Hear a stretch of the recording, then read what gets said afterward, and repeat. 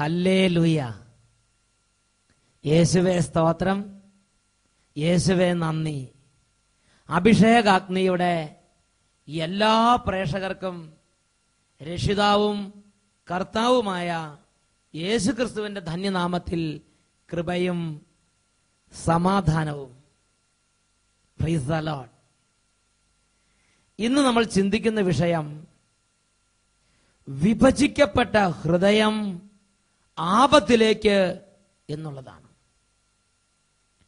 മത്തായിയുടെ സുവിശേഷം 6-ാം അധ്യായം 24-ാം തിരുലിഖിതം. 2 യജമാനന്മാരെ സേവിക്കാൻ ആർക്കും സാധിക്കുകയില്ല. ഒന്നുകിൽ ഒരുവനെ ദ്വേഷിക്കുകയും അപരനെ സ്നേഹിക്കുകയും ചെയ്യും, അല്ലെങ്കിൽ ഒരുവനെ ബഹുമാനിക്കുകയും അപരനെ നിന്ദിക്കുകയും ചെയ്യും. ദൈവത്തെയും മാമോനെയും സേവിക്കാൻ നിങ്ങൾക്ക് സാധിക്കുകയില്ല. Praise the Lord.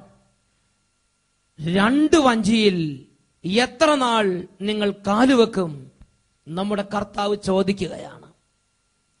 ഇന്ന് അനേകം വ്യക്തികളെ ആത്മീയ മേഖലകളിൽ തളർത്തി ലോകപ്രകാരമുള്ള ഒരു കൂടിക്കുഴഞ്ഞ ജീവിതത്തിലേക്ക് നയിക്കുന്ന ഒരുപാട് അരൂപികൾ വ്യക്തികളെയും കുടുംബങ്ങളെയും സമൂഹങ്ങളെയും ബന്ധിച്ചിട്ടിരിക്കുകയാണ്. ഈ വിടുതൽ പ്രാർത്ഥനയുടെ സമയത്ത്, തിന്മയുടെ ശക്തി ശാസിക്കുന്ന ഈ സമയത്ത് ഈ ശുശ്രൂഷയിൽ പങ്കുചേരുന്ന എല്ലാവരും നിങ്ങൾ ആയിരിക്കുന്ന സ്ഥലങ്ങളിൽ ഇരുന്ന് ആത്മാർത്ഥമായി യേശുവിനെ വിളിച്ചാൽ നിങ്ങളിൽ കാലാകാലങ്ങളായി കുടികൊള്ളുന്ന ജഡത്തിന്റെ സ്വാധീനങ്ങളെയും ആത്മാവിൽ ആരംഭിച്ചിട്ട് ജഡത്തിൽ അവസാനിപ്പിക്കാൻ തക്കവണ്ണം നിങ്ങളെ വഞ്ചിച്ചിരിക്കുന്ന എല്ലാ ദുരാത്മാക്കളെയും ഇപ്പോൾ ശാസിച്ച് ബന്ധിച്ച് ബഹിഷ്കരിക്കുന്ന സമയമാണ്.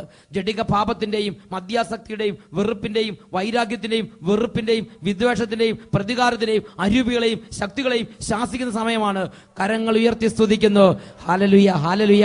ഓ ദൈവമേ, വചനത്തിൽ നിന്നും വിശുദ്ധിയിൽ നിന്നും പ്രാർത്ഥനയിൽ നിന്നും ദൈവമക്കളെ വിടുവിക്കുന്ന, ദൈവമക്കളെ അകറ്റിക്കൊണ്ടുപോകുന്ന എല്ലാ ശക്തികളെയും യേശുവിന്റെ നാമത്തിൽ ഇപ്പോൾ ശാസിക്കുന്നു. വിട്ടുമാറി പോകട്ടെ.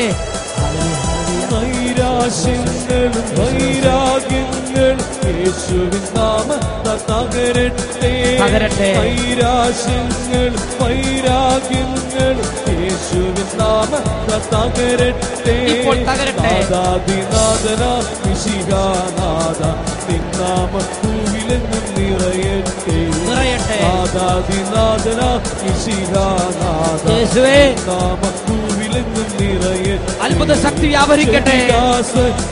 ദുർമോഹങ്ങളും യേശുവിൻ നാമത്താൽ തകരട്ടെ. ദുർശക്തികൾ തകരട്ടെ. ദുർമോഹങ്ങളും യേശുവിൻ നാമത്താൽ തകരട്ടെ. നാദാദിനാഥനാം മിശിഹാനാഥ അത്ഭുത വിടുതൽ ഭൂവിലെങ്ങും നിറയട്ടെ. നാദാദിനാഥനാം മിശിഹാനാഥ നിൻ നാമം ഭൂവിലെങ്ങും നിറയട്ടെ. മദ്യാസക്തി തകരട്ടെ. മദ്യാസക്തിയും ദുർവാസനയും കുടുംബങ്ങളിൽ നിന്ന് വിട്ടുമാറി പോകട്ടെ. തകരട്ടെ. ഇപ്പോൾ മാറിപ്പോകട്ടെ. മദ്യാസക്തിയും ദുർവാസനയും യേശുവിൻ നാമത്താൽ തകരട്ടെ. നാദാദിനാഥനാം മിശിഹാനാഥ നിൻ നാമം ഭൂവിലെങ്ങും നിറയട്ടെ. ഇപ്പോൾ സംഭവിക്കട്ടെ. നിൻ നാമം ഭൂവിലെങ്ങും നിറയട്ടെ. നിൻ നാമം ഭൂവിലെങ്ങും നിറയട്ടെ. 2 കരങ്ങൾ ഉയർത്തി എല്ലാവരും ചേർന്ന് സ്തുതിച്ചുകൊണ്ടിരിക്കുന്നു. Hallelujah, hallelujah, hallelujah. ഓ ദൈവമേ, ഈ കൂട്ടായ്മയോട് ചേർന്ന് ഇപ്പോൾ ലോകമെമ്പാടും ഈ പ്രോഗ്രാമിൽ പങ്കെടുത്ത് കരങ്ങൾ ഉയർത്തി സ്തുതിച്ചുകൊണ്ടിരിക്കുന്ന ലക്ഷക്കണക്കിന് ദൈവമക്കളുടെ മേൽ സ്വർഗത്തിന്റെ അഭിഷേകാഗ്നി ഇപ്പോൾ വ്യാപരിക്കട്ടെ. അഭിഷേകത്തിന്റെ അഗ്നി, അഗ്നി, അഗ്നി, സ്വർഗീയ അഗ്നി, അഭിഷേകത്തിന്റെ അഗ്നി ഇപ്പോൾ വ്യാപരിക്കട്ടെ. ഓ പരിശുദ്ധാത്മാഗ്നിയെ ഇപ്പോൾ വ്യാപരിക്കണമേ. കാലങ്ങളായി തലമുറകളായി വംശങ്ങളിലും കുടുംബങ്ങളിലും പാരമ്പര്യങ്ങളിലും സമൂഹങ്ങളിലും ആധിപത്യം പുലർത്തിക്കുന്ന എല്ലാ അധിപന്മാരെയും ദുഷ്പ്രഭുത്വങ്ങളെയും യേശുവിന്റെ നാമത്തിൽ ശാസിക്കുന്നു. കുടുംബങ്ങളിൽ നിന്നും സമൂഹങ്ങളിൽ നിന്നും ദുർബാധകളും ദുർബോധങ്ങളും ഇപ്പോൾ വിട്ടുമാറി പോകട്ടെ. Hallelujah, hallelujah. യേശുവേ ആരാധന, ആരാധന. യേശുവേ ആരാധന, ആരാധന. യേശുവേ സ്തോത്രം, യേശുവേ നന്ദി. യേശുവേ സ്തോത്രം, യേശുവേ നന്ദി. യേശുവേ സ്തോത്രം, യേശുവേ നന്ദി. Praise the Lord. ഹല്ലേലൂയ. പ്രിയപ്പെട്ട സഹോദരങ്ങളെ, അടുത്ത കാലത്ത് ഞാൻ ബഹുമാന്യനായ ഒരു ചേട്ടനെ കണ്ടു. അപ്പോൾ ആ ചേട്ടൻ പറയുകയാണ്, ഇപ്പോൾ എല്ലാം വളരെ മനോഹരമായി പോയിക്കൊണ്ടിരിക്കുകയാണ്. ഞാൻ ചോദിച്ചു, ചേട്ടാ, ഇപ്പോൾ സോണൽ പ്രവർത്തനങ്ങൾക്ക്, കരിസ്മാറ്റിക് പ്രവർത്തനങ്ങൾക്കൊന്നും കാണുന്നില്ലല്ലോ, ഇപ്പോൾ മീറ്റിങ്ങുകൾക്കൊന്നും കാണുന്നില്ലല്ലോ, വചന ശുശ്രൂഷകളിൽ നിന്നും ഇപ്പോൾ പോകുന്നില്ലേ? അപ്പോൾ ചേട്ടൻ പറയുകയാണ്, അച്ഛാ, പണ്ട് കാലത്ത് ഒത്തിരി പ്രാർത്ഥിക്കാനൊക്കെ ഞാൻ വന്നിരുന്നു, ഇപ്പൊ എനിക്ക് ഒട്ടും സമയം കിട്ടുന്നില്ല. ഞാൻ ചോദിച്ചു, എന്താ കാരണം? ആ ചേട്ടൻ പറഞ്ഞു, ഇപ്പോൾ മക്കൾക്കെല്ലാം ജോലിയായി, വീട്ടിൽ നല്ല വീടായി, നല്ല വാഹനങ്ങളായി, തിരക്കായി, വിരുന്നുകാരായി, ഇന്ന് ഒരുപാട് കാര്യങ്ങൾ ഉത്തരവാദിത്വം എനിക്കുണ്ട്. അതുകൊണ്ട് എനിക്കിപ്പോൾ പണ്ടത്തെ പോലെ ഒന്നും പള്ളി വരാൻ പറ്റില്ല, എനിക്ക് പണ്ടത്തെ പോലെ ഒന്നും മീറ്റിങ്ങിന് വരാൻ പറ്റില്ല, എനിക്ക് പണ്ടത്തെ പോലെ ഒന്നും എനിക്കിന്നും പോകാൻ പറ്റില്ല. ഞാൻ ആ ചേട്ടനെ കുറിച്ച് അന്വേഷിച്ചു. എനിക്ക് മനസ്സിലായി, വീട്ടിൽ TV വന്നു, വീട്ടിൽ കാറ് വന്നു, വീട്ടിൽ നല്ല വീടായി, നല്ല ഭക്ഷണ പദാർത്ഥങ്ങൾ വീട്ടിൽ കയറാൻ തുടങ്ങി, ജോലിയായി, പണമായി, എസ്റ്റേറ്റായി. ഇതാ ഇപ്പോൾ ആത്മീയ കാര്യങ്ങളിൽ നിന്ന് പിന്നാക്കം പോയി. ഈ ഒരു സംഭവത്തെക്കുറിച്ച് ചിന്തിച്ചപ്പോൾ എൻ്റെ മനസ്സിൽ എന്തൊന്നില്ലാത്തൊരു വേദന. ഞാൻ ദൈവസന്നിധി ചോദിച്ചു, ദൈവമേ, ഒരു കാലത്ത് തീഷ്ണതയോടെ കർത്താവിന് വേണ്ടി ഓടി നടന്നിരുന്ന ആള്, ഒരു കാലത്ത് തീഷ്ണതയോടെ ദേവാലയത്തിൽ ദേവാലയ കർമ്മങ്ങൾ പങ്കെടുത്തിരുന്ന ആള്, ഒരു കാലത്ത് തീഷ്ണതയോടെ ഭവനങ്ങൾ തോറും കയറി ഇറങ്ങി യേശു ക്രിസ്തുവിനെ സാക്ഷിച്ചിരുന്ന മനുഷ്യൻ ഇന്നിതാ സുഖലോലുപനായി കഴിയുകയാണ്. ഇന്നിതാ സുഖലോലുപതയുടെ പിടിയിൽ അമർന്നു പോയിരിക്കുകയാണ്. അപ്പോഴാണ് കർത്താവ് പറഞ്ഞത്, അദ്ദേഹം ഇന്ന് മാത്രമല്ല പണ്ടും ഇങ്ങനെ തന്നെയായിരുന്നു. വിഭജിക്കപ്പെട്ട ഹൃദയത്തോടു കൂടെയാണ് എന്നെ അദ്ദേഹം സമീപിച്ചത്. അനേകം ആത്മീയ ശുശ്രൂഷകരുടെ ജീവിതത്തിൽ, അനേകം ക്രിസ്തീയ മക്കളുടെ ജീവിതത്തിൽ, പ്രാർത്ഥിക്കുന്ന അനേകം വ്യക്തികളുടെ ജീവിതത്തിൽ ഞാനും നിങ്ങളും ശ്രദ്ധിക്കേണ്ട ഒരു വിഷയമാണ്, എന്റെ ഹൃദയം പൂർണ്ണമായും ദൈവത്തിങ്കൽ കേന്ദ്രീകരിച്ചിരിക്കുകയാണോ? എന്റെ ഹൃദയം കൊണ്ട് മുഴുവൻ ഹൃദയത്തോടെ ഞാൻ എന്റെ കർത്താവിനെ സ്നേഹിക്കുന്നുണ്ടോ?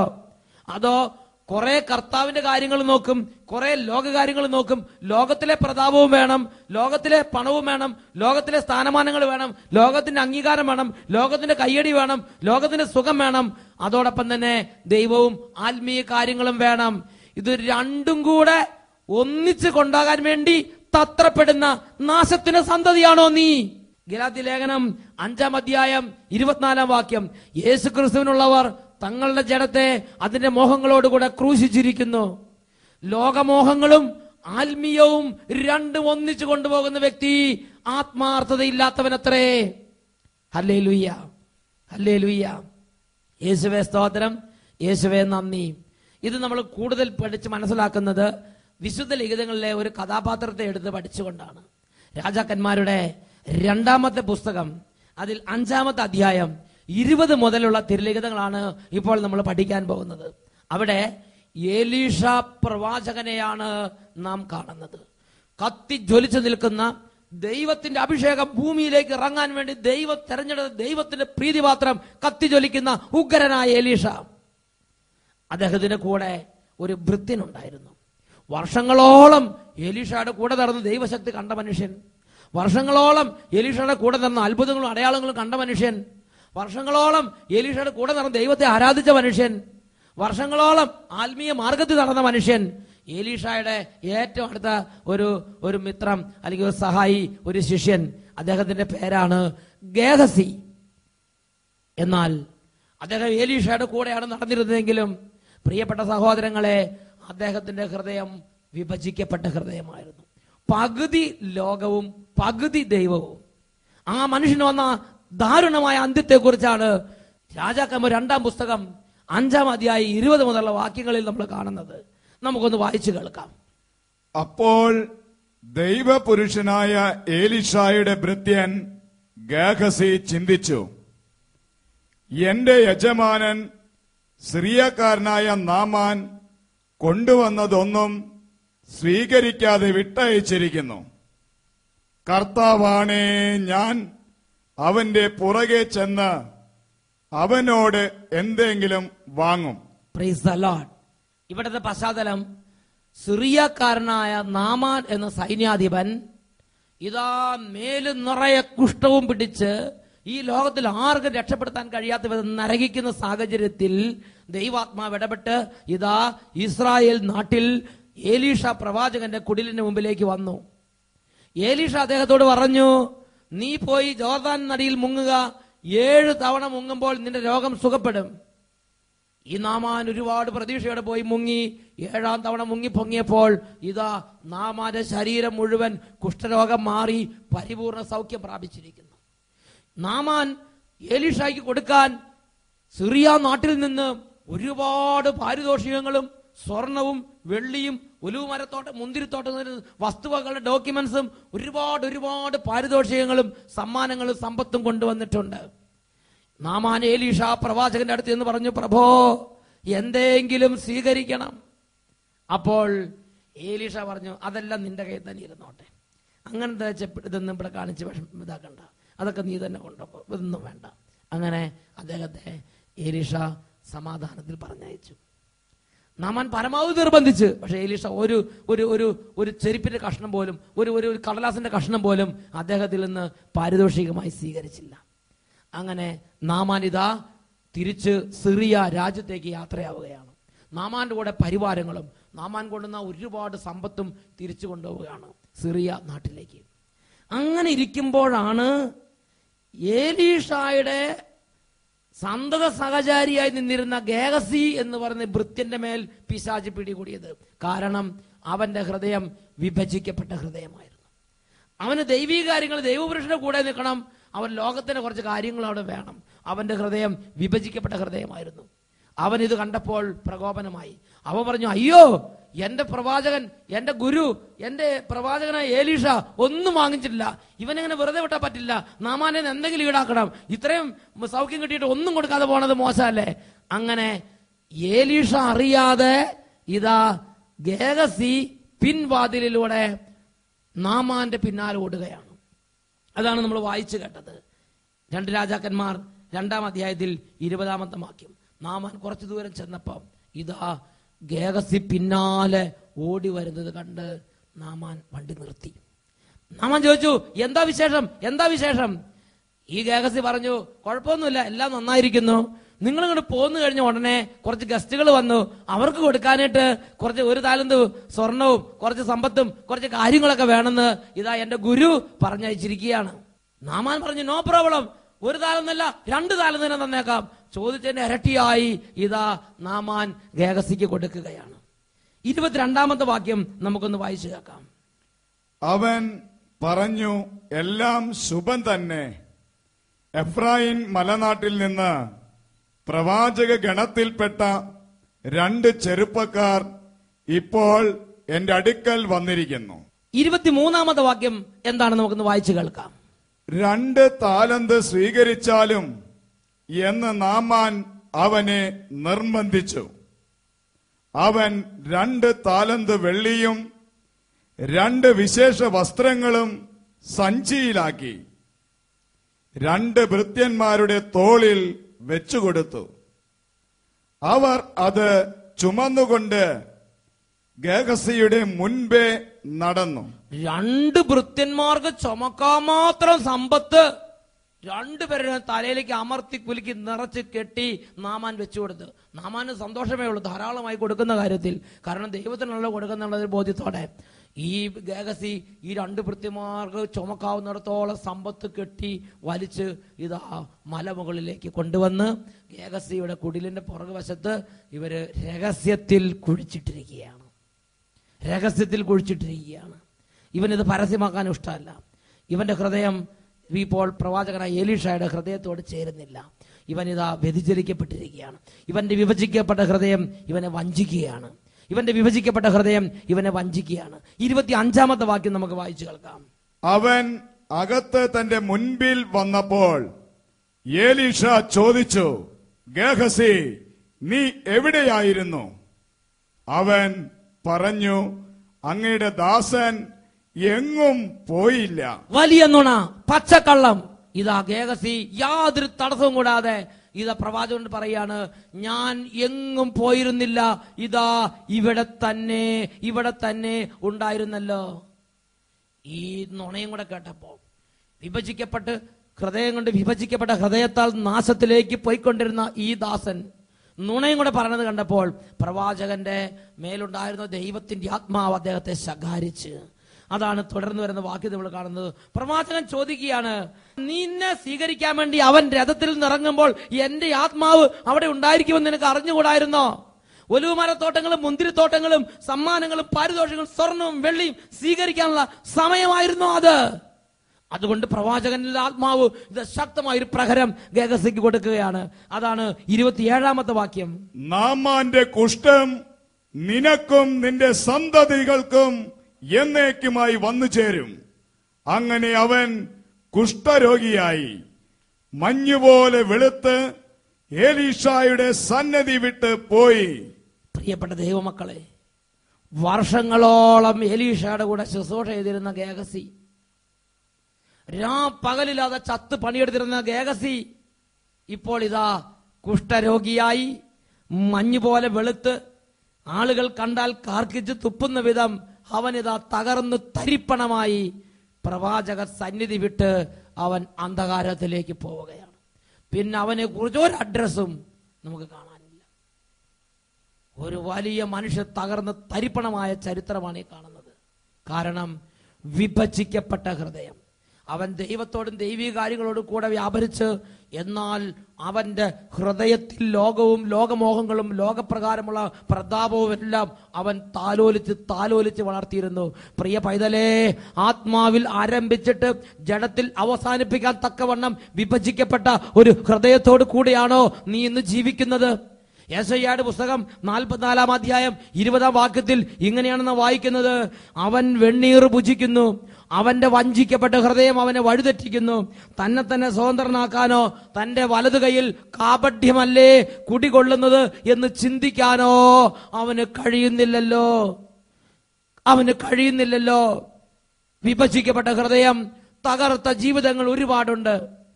സംഖ്യയുടെ പുസ്തകം 22-ാം അധ്യായത്തിൽ ബാലാം പ്രവാചകനെ നമ്മൾ കാണുന്നുണ്ട്. ബാലാം പ്രവാചകനും ദൈവിക മാർഗത്തിൽ വ്യാപരിച്ചിരുന്ന ആളാണ്. പ്രാർത്ഥനയുണ്ടായിരുന്നു, ആത്മീയതയുണ്ടായിരുന്നു, വിശുദ്ധി ഉണ്ടായിരുന്നു, എല്ലാം ഉണ്ടായിരുന്നു. എന്നാൽ അദ്ദേഹത്തിന്റെ ഹൃദയവും വിഭജിക്കപ്പെട്ട ഹൃദയമായിരുന്നു. അദ്ദേഹം ദൈവത്തിന്റെ കൂടെ നടക്കുമ്പോഴും ലോകത്തിന്റെ പാരിതോഷികങ്ങൾ, ലോകത്തിന്റെ നേട്ടങ്ങൾ അദ്ദേഹത്തിന്റെ ഹൃദയത്തിൽ അദ്ദേഹം എണ്ണിയിരുന്നു. അതുകൊണ്ട് അദ്ദേഹം അകാലത്തിൽ വാളിരയായി വെട്ടി നുറുക്കപ്പെട്ട് ആകാശത്തിലെ പറവയ്ക്കും ഭൂമിയിലെ പട്ടിക്കും ഭക്ഷണമായി എറിഞ്ഞിട്ട് കൊടുക്കപ്പെട്ട് അകാല മരണത്തിന് വിധിക്കപ്പെട്ട ഒരു ഹതഭാഗ്യനായി പോയി പ്രവാചകനായ ബാലാം.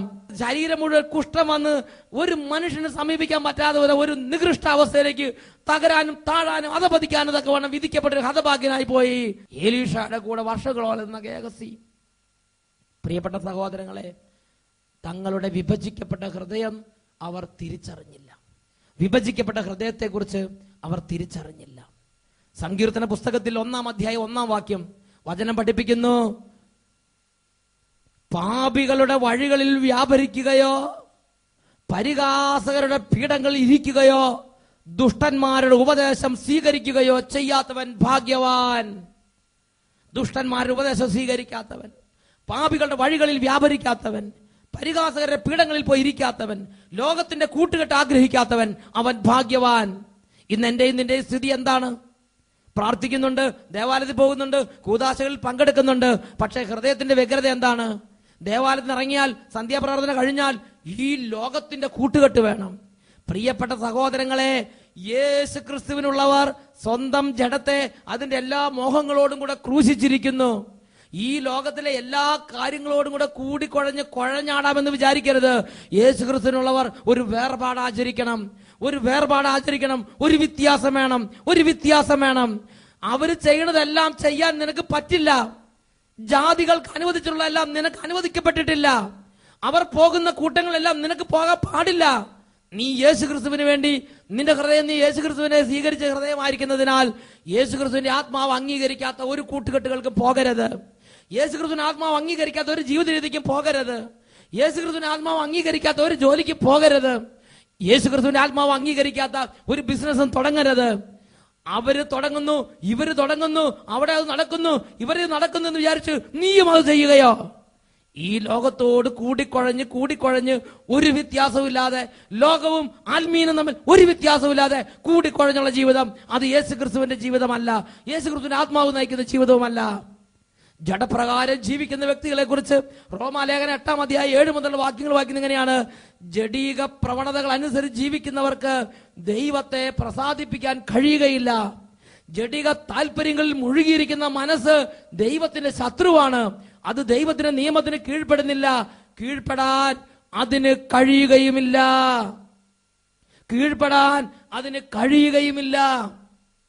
പ്രിയപ്പെട്ട സഹോദരങ്ങളെ, ഇത് ഞാനും നിങ്ങൾ മനസ്സിലാക്കണം. ഇന്ന് ഈ ലോകത്തിന്റെ ആ വ്യഗ്രതയുടെ ആത്മാവ്, ഇന്ന് ഈ ലോകത്ത് ഒരുപാട് നേട്ടങ്ങൾ കൂട്ടണം എന്നുള്ള ആത്മാവ്, ഈ ലോകത്ത് ഒരുപാട് പേരും വേണമെന്ന ആത്മാവ്, ഈ ലോകത്ത് ഒരുപാട് സമ്പാദിച്ചു കൂട്ടണമെന്ന ആത്മാവ്, ഇതിങ്ങനെ വ്യഗ്രത വർദ്ധിപ്പിച്ച് പ്രാർത്ഥന നശിപ്പിച്ച്, വിശുദ്ധി നശിപ്പിച്ച്, സ്നേഹം നശിപ്പിച്ച്, കൂട്ടായ്മ നശിപ്പിച്ച് ദൈവത്തിൽ നിന്നും അകറ്റിക്കളയുന്നത് നീ ഇന്ന് അറിയുന്നുണ്ടോ? ഒരു നിമിഷം നമുക്ക് കണ്ണുകൾ അടയ്ക്കാം. വചനം ലൂക്കായുടെ സുവിശേഷത്തിൽ 16-ാം അധ്യായത്തിൽ 15-ാം തിരുലിഖിതം പഠിപ്പിക്കുകയാണ്: മനുഷ്യർക്ക് ഉത്കൃഷ്ടമായത് ദൈവദൃഷ്ടിയിൽ നികൃഷ്ടമാണ്. ഇന്ന് നിനക്ക് സ്വീകാര്യമായത് എന്താണ്? ലോകപ്രകാരമുള്ള ഒരുപാട് പേര് നിന്റെ മുമ്പിൽ അവതരിപ്പിക്കുന്ന കാര്യങ്ങളാണോ? അതോ ജീവിക്കുന്ന ദൈവത്തിന്റെ വചനം നിന്റെ ആത്മാവിന്റെ നിത്യരക്ഷയ്ക്ക് വേണ്ടി പറയുന്ന കാര്യങ്ങളോ? നീ ഇന്ന് പ്രാർത്ഥനയ്ക്കാണോ സ്ഥാനം കൊടുക്കുന്നത്? അതോ സമൂഹത്തിന്റെ രീതികൾക്കാണോ നീ ഇന്ന് സ്ഥാനം കൊടുക്കുന്നത്? നിന്റെ ഹൃദയത്തിന്റെ വ്യഗ്രത എന്താണ്? ഈ ബൈബിളിലെ മുഴുവൻ വചനങ്ങളും സൂക്ഷ്മമായി അനുസരിച്ച് ദൈവത്തിന് മുമ്പിൽ കുറ്റമറ്റൊരു പൈതലായി തീരണമെന്നുള്ളതാണോ നിന്റെ ആഗ്രഹം? അതോ ആർക്കൊരു ഉപദ്രവം ഉണ്ടാകാതെ എല്ലാവർക്കും സ്വീകാര്യനായി ലോകത്തിന്റെ കയ്യടി വാങ്ങുന്ന ഒരു ജീവിതത്തിന്റെ ഉടമയായി തീരാനാണോ നിന്റെ വ്യഗ്രത?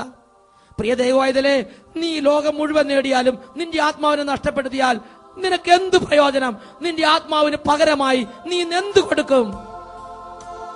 കണ്ണടച്ച് പ്രാർത്ഥിക്കുന്നു. രാത്രി ഞാൻ നിന്നെ വിളിച്ചിടുകിൽ, നാളെ നീ നിദ്രവിട്ടുണരുകില്ല.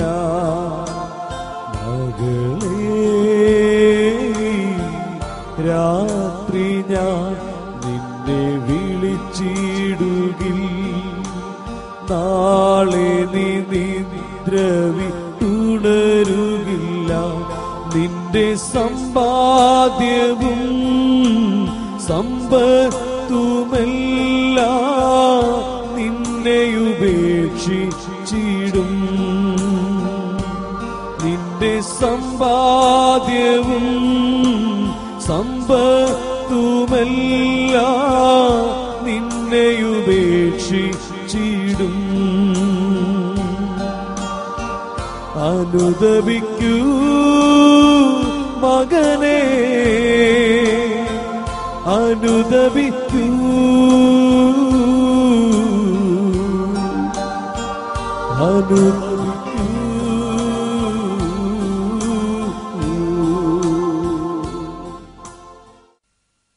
Praise the Lord. Hallelujah.